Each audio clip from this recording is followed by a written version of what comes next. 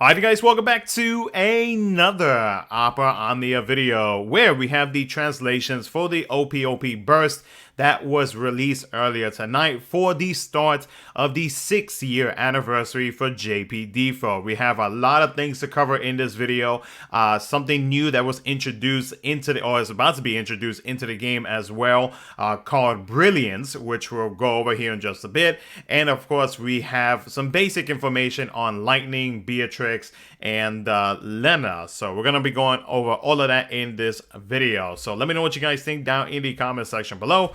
Don't forget to like, subscribe, do all that good stuff, and of course a big thank you to all of my YouTube members once again for the continuous support. So, oh, and of course a big thank you to Medic for the translations. So, first thing is going to be the 6th year anniversary information. So we are getting a new background image, which you guys already saw from the thumbnail of this video. There will be a new weekly quest called the Crystal Quest. So starting on January 30th, excuse me, and resets every Monday at 3 p.m. JST, which is the event time. It is cleared by completing a Shinryu stage with a party of 1 crystal color. Completing the quest grants the players a certain amount of Brilliance points earned from completing the quest, up to 400 per week. There is Brilliance that corresponds to every crystal color. So example, the red Brilliance, blue Brilliance, etc., etc. The difficulty can be adjusted anywhere between 0 and 3, with 1 being the normal Shinryu difficulty. 0 will not be as easy as Lufenia, but easier than the usual Shinryu.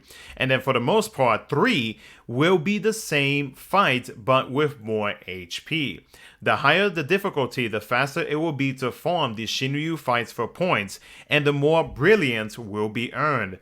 The fight is the same for everyone, but in case the fight is not suitable to your team, you can select Change Quest button to receive a different Shinryu fight randomly instead, and that can be done once per week for free. Any more uses or any more usage will cost gems. So it's a very interesting way to get us to grind a little bit within the game, to be able to get these Brilliance, Brilliance, excuse me, and for us to be able to get all of that for each of the crystal colors. So it's something, I guess, like something different from the normal like events that we normally get within the game, which, I mean, so far sounds pretty interesting. Now, with the Brilliance, it introduces the Crystal Room to the inventory menu. So Crystal Room contains 6 crystals of each color. Within each crystal color of Brilliance, there are 18 areas, with each containing 5 slots. The first 4 slots are stat boosts, with the one in the middle containing a crystal passive. Both affect all characters of the same crystal color. The first 4 slots requires 100 points each, with the one in the middle requiring 600 points, totaling 1000 points per area. While there are 18 areas, meaning 18 crystal passives, each player can only choose up to 3 passives. Crystal passives will give stat boosts and special effects with a cost. Example, 10% extra HP damage bonus during every turn in owned force time. Oh, okay, so that means, okay, interesting. So that they are including passives to make increasing the force time even faster. I mean, like, we already have FR Echo, so to think that they would actually give us a special effect, which is to gain an extra 10% extra HP damage bonus during every turn in the force time, is pretty interesting. So yeah, okay. But the force gauge still feels 40% slower, or a 20% chance to instantly fill own recast gauge after own turn, but starts the quest with -2 usage, from the skill 1 and skill 2. Oh, okay. So, okay, so it's either you have one over the other, or if you choose one thing, there is going to be a pro to it, but there is also going to be a con to it as well. Ah, okay. Interesting. So for the force time effect, that extra 10% extra HP damage bonus during every turn in the force time, but the force gauge feels 40% slower. I don't think that's something that anybody would want to have, especially because like with force echo, I mean, we fill up the gauge pretty freaking quickly. So I mean, the only thing don't the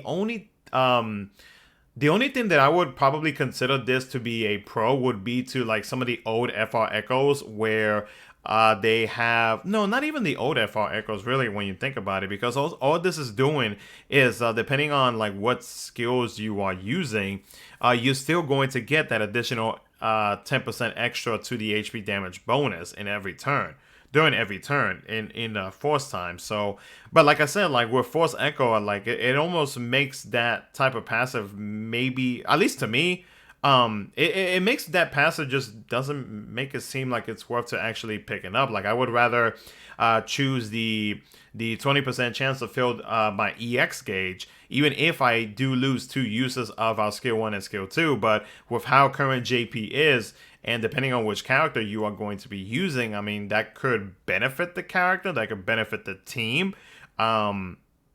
Just depends on like which character you are getting, but like most characters nowadays have a good amount of uses with their skill 1 and skill 2. So I don't know, it just depends. Like it's iffy when it comes to these passives. Like it's almost like I say, it's like you can get a pro out of it, but there is a con with it as well, which depending on your like play style or just you in general, you might take it as like, yeah, a positive, or it could be a negative for you. I don't know. So yeah, it's interesting how this is working. Let's continue. So, completing all 18 areas of one crystal within the crystal room grants a crystal ability for each. Okay. The crystal ability is an ability that can be used in a fight, works close to summons. Remaining info will be available in the OPOP when players are close to unlocking their first. Okay. Okay, crystal ability. Maybe that crystal ability might be worth going for, or like grinding all of these brilliance points might be worth going for, especially if it works close to summons. In order to make farming easier, ultimate coloring brilliance will be rewarded in campaigns and gem sales. So they work just like wild points for summons. Okay, so it's probably that rainbow looking one. If you don't know what I'm talking about, I'm going to switch over to a Twitter post that was done by Rem from the City of DB. I mean, he does explain it a little bit more clearly. So, as you can see here, the Crystal Quest is the name of the new weekly Shinryu quest that will require you to use the same color parties to earn optimal amounts of Brilliance points. The Crystal Room is the interface of the new enhancement grid that uses Brilliance points of each color, which is what you can see right there. Hopefully, you can see it pretty well on the video part. But yeah, that's the crystal room on the bottom. Those are all of the different brilliance crystals that we are able to pretty much like farm with the different colored crystal characters. If we keep on going, Crystal Quest consists of readjusted past stages. So starting on the 30th of January and resets every Monday, we can earn up to 400 Brilliance points per week. The difficulty, which was mentioned with Medic's translations, the difficulty from level 0 to level 3. Level 0 is slightly harder than Lufenia. Level 1 is base Shinryu difficulty, and then level 2 to 3 is Shinryu level with more HP. And then of course this is the option right here where you, let's say if you are struggling with the Shinryu quest that the game chooses for you, then here is the option where it'll like randomly choose another Shinryu quest. The crystal room is where you use your brilliance points, which within each crystal there are 18 areas with 5 slots, which is what we just went over. While there is a total of 18 crystal passes within a single crystal, you may only equip 3 Max, crystal passes provide special effects at a cost. So like what was said just now with the translations, a 10% extra HP damage bonus slash turn, but the force gauge gains a minus 40%. So the force gauge speed gets reduced by that 40%.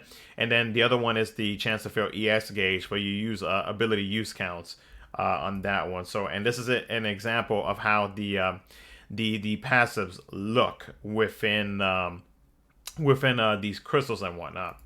And then other than that, upon completing all 18 areas of the crystal, you get the crystal ability that works somewhat like summons. More details to be given later on. And then this is the wild points crystal, which pretty much like works for like any of them as well, which we are getting some for free, which we'll go over here in just a bit. So yeah, it's a very interesting like way for us to be able to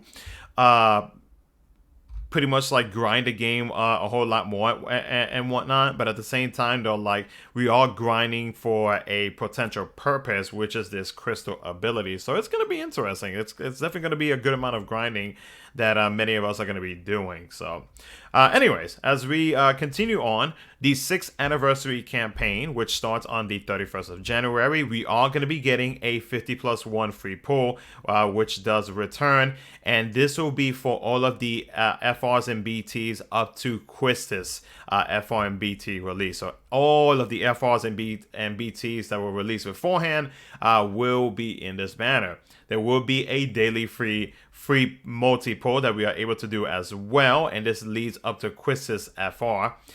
The first free pull banner, so the intersecting worlds for lightning, there will be 2 banners on that one of them featuring Beatrix BT, and then Lightning's FR more than likely will be on both of them. That will be released on the 31st.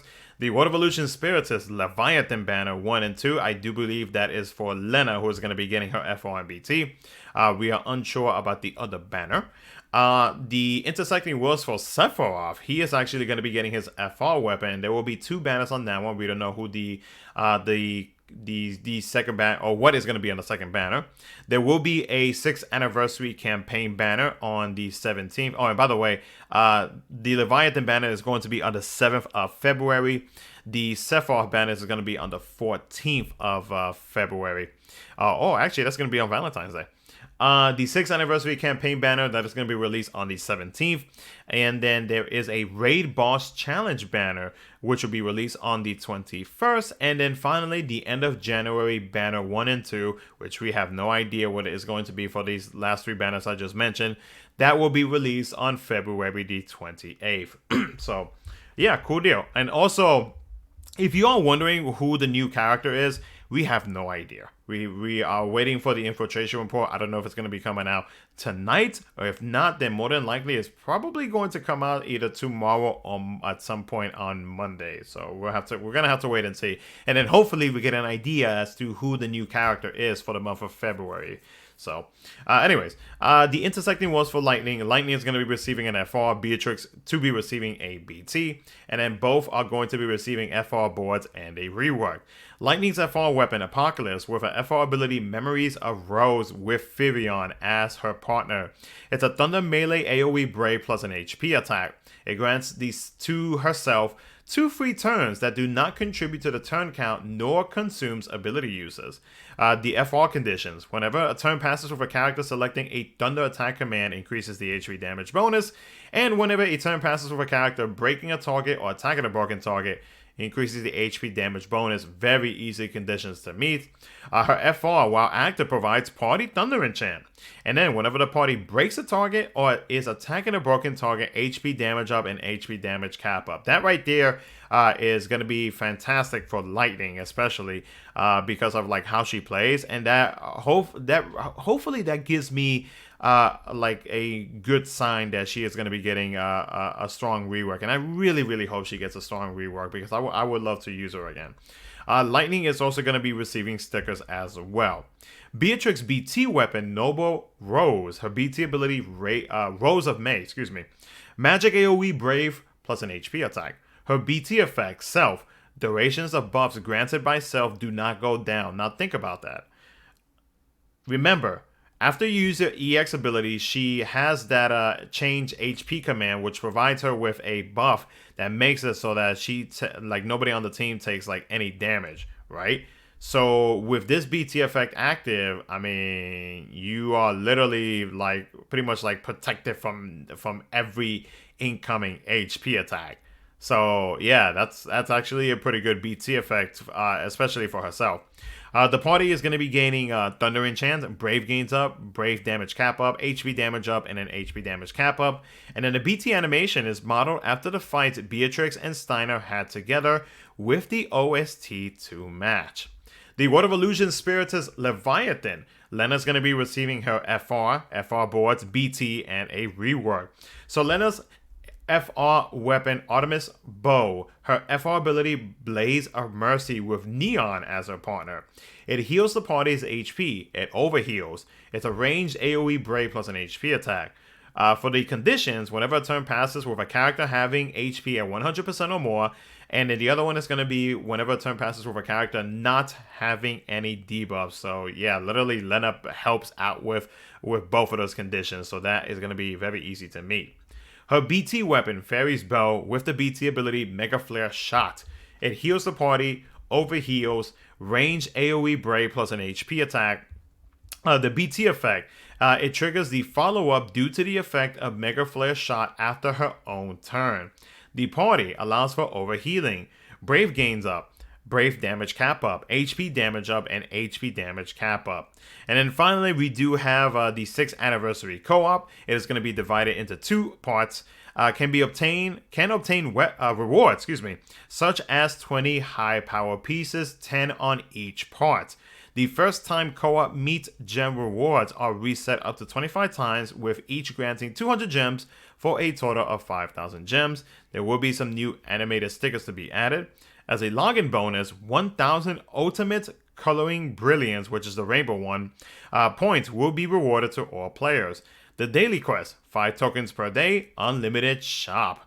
And then during the campaign, players who spend 1,000 yen or more, 66 of them will receive 6,000 gems as a gift. And to those who spend 3,000 yen or more, all of them will be receiving 1,000 Ultimate Coloring Brilliance points. And then the magic pot and flower character appearance rates become 100% during the campaign. Oh, very nice.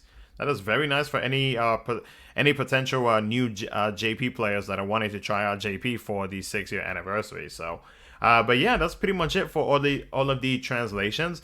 I know that the Brilliant stuff may confuse some players, and this is not out in the game yet.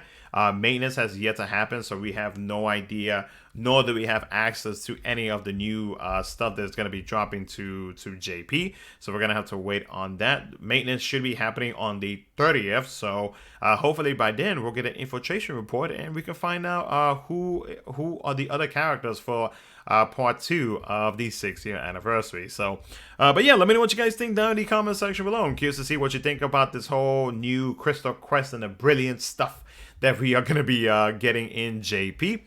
Thanks so much for watching. I'll catch you guys in the next one.